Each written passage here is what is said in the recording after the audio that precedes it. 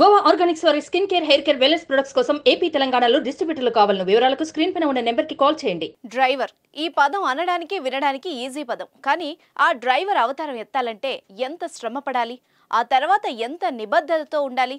ప్రపంచంలో అత్యంత కష్టమైన డ్యూటీని ఇష్టంగా చేసే పని ఏదైనా ఉంది అంటే వన్ అండ్ ఓన్లీ డ్రైవింగే. అవునా, డ్రైవింగ్ అంత కష్టమా అనుకుంటున్నారా? అవును, డ్రైవింగ్ అత్యంత కష్టమే అని మీరు కూడా అంటారు ఈ స్టోరీ వింటే.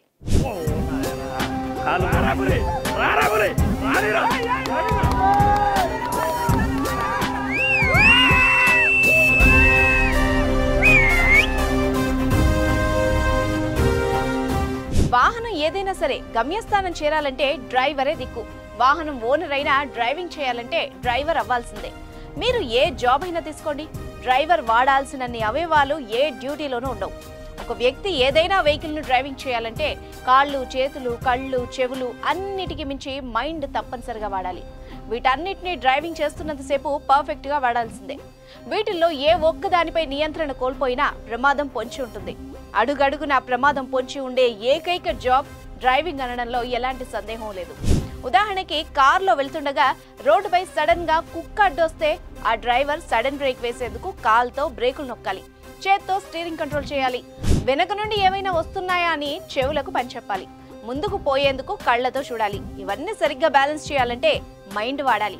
వీటిలో ఏ ఒకటి మిస్ అయినా అటు కుక్కైనా చావచ్చు, లేదా కారు పల్టీ కొట్టి అందులో ఉన్న వాళ్లకైనా ఏదైనా జరగచ్చు. నిత్యం ప్రాణాలతో చెలగాటమాడే ఉద్యోగం అంటే డ్రైవింగే. అలాగే సిన్సియారిటీకి మారుపేరు కూడా డ్రైవింగే.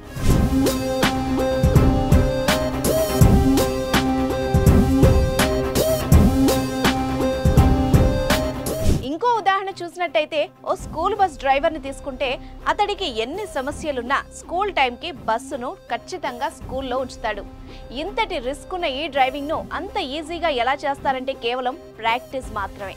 అయితే ఈ డ్రైవింగ్ను తేలిగ్గా తీసుకున్న వాళ్ళెవరూ బతికి బట్టకట్టిన దాఖలాలు లేవు. డ్రైవింగ్ను తేలికగా తీసుకుంటే తన ప్రాణాలనే కాదు, తనని నమ్ముకున్న వాళ్ళ ప్రాణాలని కూడా హరిస్తుంది. ఎక్కువ ప్రమాదాలు డ్రైవర్ తప్పులతోనే జరుగుతూ ఉంటాయి. డ్రైవర్ అనేవాడు ప్రయాణికుల పాలిట దేవుడు కావాలి, కానీ ప్రాణాలు తీసే యముడు కాకూడదు.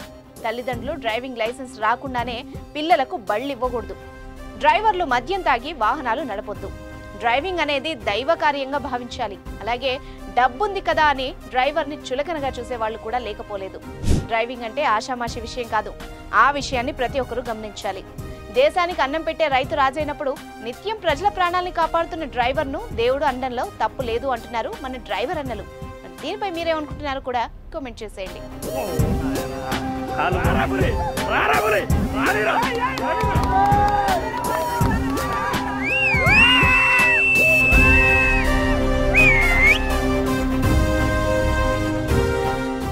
సుమన్ టీవీలో మీ పర్సనల్ అండ్ బిజినెస్ ప్రమోషన్స్ కోసం కింది నెంబర్కి కాంటాక్ట్ చేయండి.